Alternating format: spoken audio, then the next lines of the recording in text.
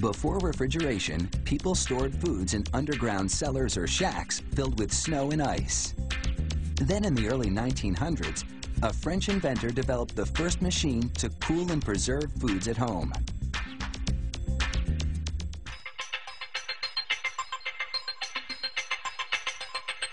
The modern refrigerator comes in countless styles, sizes, and colors.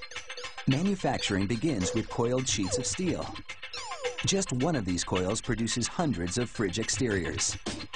The interiors are made from rust-resistant aluminum, lined with an acrylic shell. A shearing machine slices the steel into pieces for the exterior top, back, and sides. Then, each one goes into a computerized punch press that makes the holes for running various wires. A brake press forces the steel against a forming die to create edges.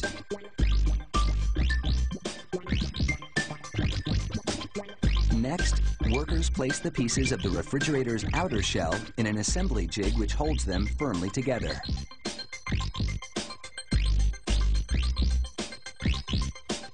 Now for the fridge's interior. A vacuum forming machine heats a sheet of plastic and shapes it against an aluminum mold.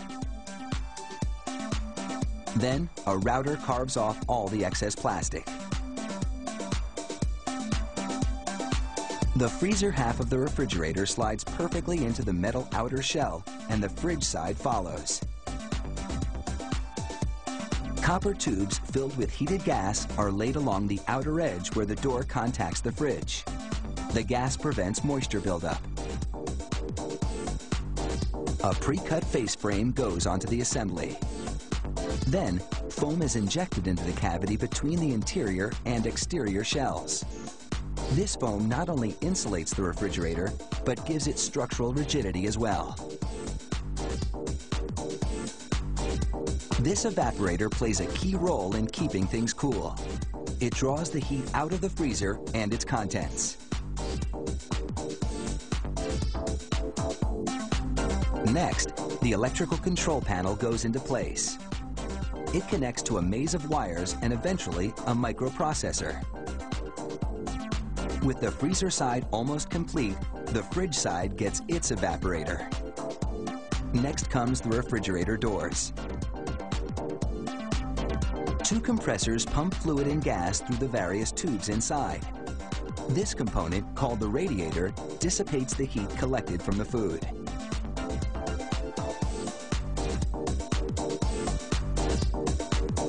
Workers attach the expansion valves. These allow the pressurized liquid coolant to expand into a cold gas that circulates through the refrigerator's tubes. Copper tubes are soldered to the compressor. Later, they'll be filled with refrigerant. Temporary quick connect valves allow the system to be charged with inert gas to check for any leaks. The fill hoses are connected and the gas flows in.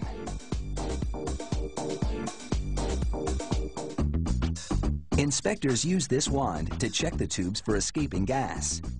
If there's a leak, the gauge spikes out of the specified range. Refrigeration occurs as cold gas in the evaporator coils pulls heat energy from inside the fridge. The compressor then changes the gas back to a liquid, while the radiator dissipates the collected heat. The expansion valve turns the liquid back into a cold gas, and the cycle repeats. With a charging gun, workers inject refrigerant gas into each tube, then weld the ends of the tubes shut.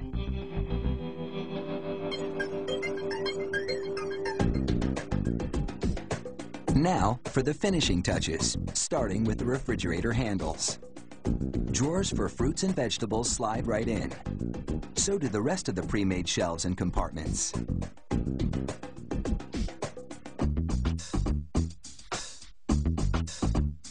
Finally, an adhesive logo goes onto the door.